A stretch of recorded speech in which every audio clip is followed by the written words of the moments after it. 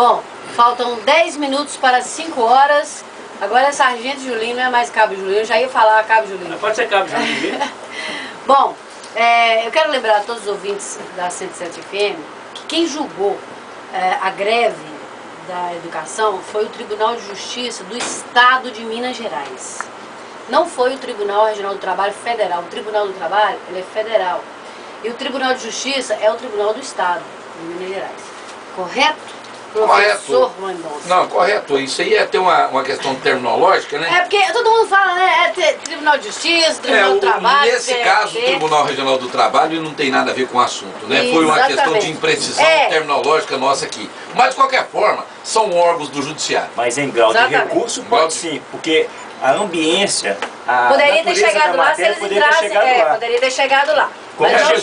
Como chegou a questão do imposto sindical, sabe, Márcia, e que nós temos que ter uma solução. Eu até queria fazer uma sugestão para o Pascoal, que é o nosso produtor, para que a gente retornasse esse tema com os representantes do TRT e do Tribunal de Justiça também convidados, para que eles dessem esclarecer, né, sobre esclarecer a população, porque é muito sério o que nós estamos falando.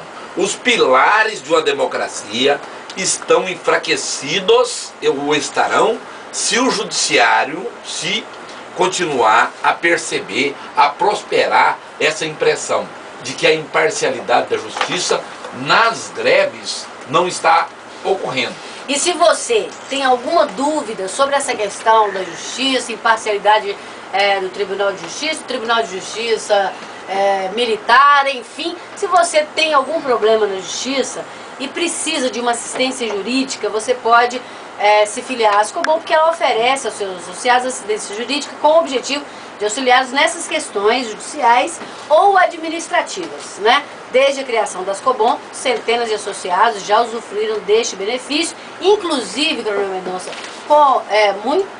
recentemente, né, várias causas ganhas, né, pelo Departamento Jurídico da Ascobom, que tem atuado aí para defender o seu associado. E falando em assistência jurídica, um abraço pro Sargento Pompilho, viu, Pompilho? Você tá aí sempre pelejando e eu ouvindo o 107 aí. E também, Denilson, isso é para você comentar.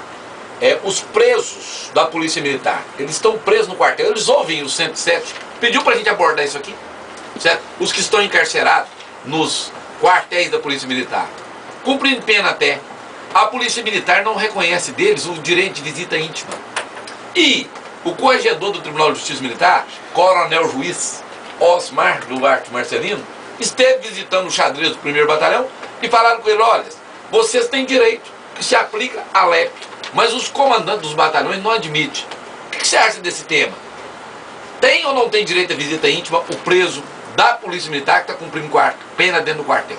A Lei 7.210/84 prevê a possibilidade desse benefício tanto quanto o interno, né, o recuperando, que gosto de se dizer, mas é que está submetido à medida judicial, né, de restrição da liberdade, tanto quanto ele deseje.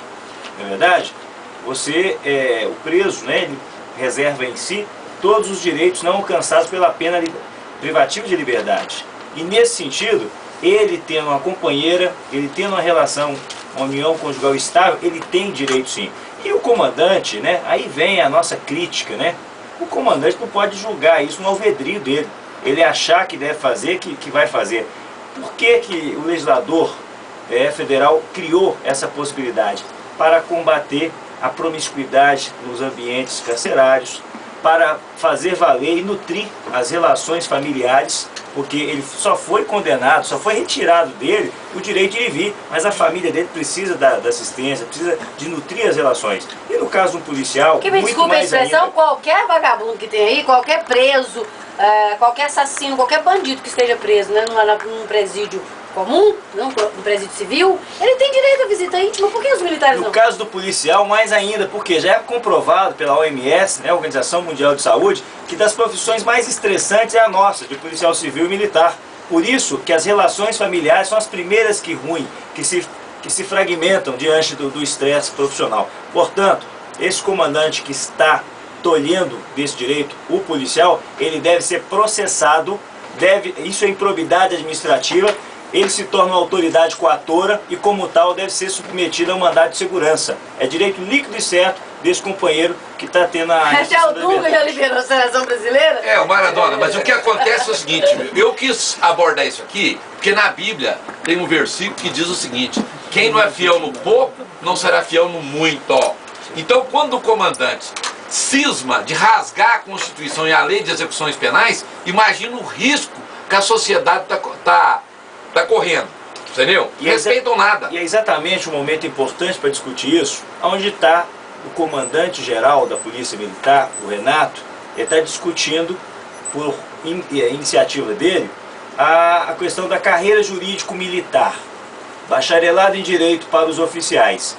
Eu acho, eu penso que num momento como esse, onde a gente vê tantos abusos sendo praticados por oficiais, porque quando é o oficial envolvido, Mendonça, o comandante é o primeiro a sair em defesa, mas quando é um coitado de um praça, esse que está sendo deixado para trás com essa iniciativa, porque bacharelado para eles e para os praça.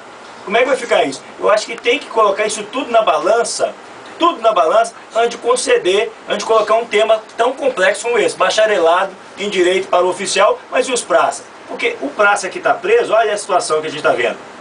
Olha a situação. O primeiro a tolher, a abusar dos direitos desse policial é o comandante, é o que quer carreira jurídico-militar, é o que quer mandar na vida, na liberdade e até nas opções desse nosso companheiro que está submetido a isso. Então acho que é um momento bom de fazer esse debate. O Pascoal Monteiro quer fazer uma pergunta para o Marco Antônio, é isso, Pascoal? Eu vou fazer para os dois, para os nossos convidados aqui.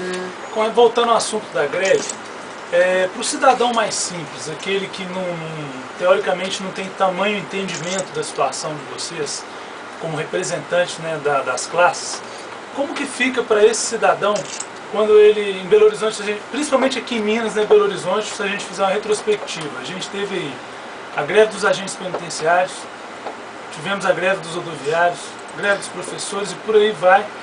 E da Polícia Civil, o judiciário que parou com ela. Você tem várias greves aí, a gente, num ano eleitoral. Para esse cidadão mais simples, quando ele se depara, por exemplo, com o trânsito sendo impedido, com a falta de ônibus, aí ele começa a falar assim: poxa, será que esses líderes sindicais eles estão fazendo essas greves porque tem interesse no ano político?